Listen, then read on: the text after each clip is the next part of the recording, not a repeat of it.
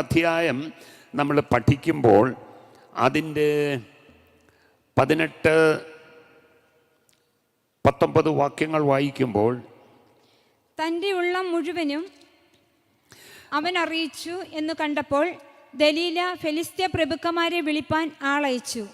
ഇന്ന് വരുവിൻ, അവൻ തൻ്റെ ഉള്ളം മുഴുവനും എന്നെ അറിയിച്ചിരിക്കുന്നു എന്ന് പറയിച്ചു. ആവർത്തിച്ച് നടക്കുന്ന കാര്യമാണ്. തൻ്റെ ശക്തി ഏതിലാണെന്നുള്ളത് ദലീല ചോദിക്കുക. അതാര്?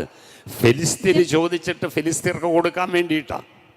നിന്റെ ശക്തി ഏതിൽ നിന്ന് എന്ന്. സ്തോത്രം. അതിന് ഈ കടങ്കഥയെല്ലാം പറഞ്ഞ് കടങ്കഥ സ്തോത്രം അത് പറഞ്ഞു കൊടുക്കണം. അതിനുവേണ്ടി സ്തോത്രം ദലീല അതിൻ്റെ ആ കടങ്കഥ എന്താണെന്നുള്ളത് പറഞ്ഞു കിട്ടാൻ വേണ്ടി ഇവനെ മടിയിൽ കിടത്തി സ്തോത്രം ഇവൻ്റെ കാഴ്ചപ്പാടെല്ലാം നഷ്ടപ്പെടുത്തി അവളോട് സ്തോത്രം അവനോട് ചോദിക്കുക.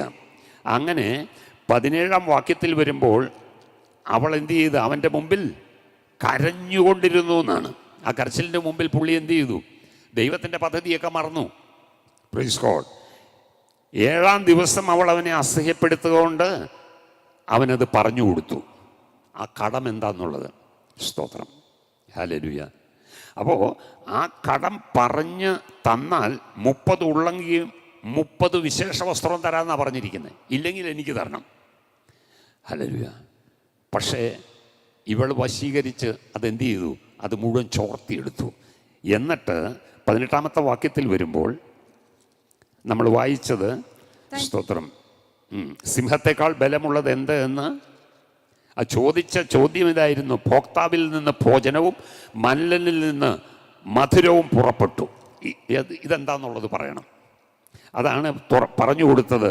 സിംഹത്തെക്കാൾ തേനിനേക്കാൾ മധുരമുള്ളത് എന്ത്, സിംഹത്തെക്കാൾ ബലമുള്ളത് എന്ത് എന്ന് പറഞ്ഞു. അതിനവൻ അവരോട്, നിങ്ങൾ എൻ്റെ പശുക്കിടാവിനെ പൂട്ടി ഉഴുതില്ലെങ്കിൽ എൻ്റെ കടം വീട്ടുകയില്ലായിരുന്നു എന്ന് പറഞ്ഞു.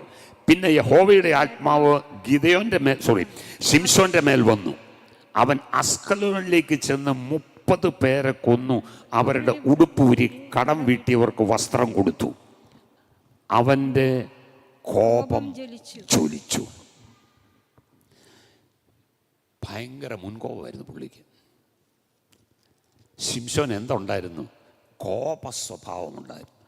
പെട്ടെന്ന് കോപിക്കുന്ന സ്വഭാവക്കാരന് പകരം വീട്ടുകയും ചെയ്യും. അപ്പോൾ സ്തോത്രം, ഒരു ദൈവ പൈതലിൻ്റെ ജീവിതത്തിൽ എന്ത് പാടില്ല?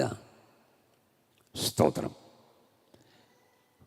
കോപിച്ചാൽ അത് വെച്ചുകൊണ്ടിരിക്കരുത്.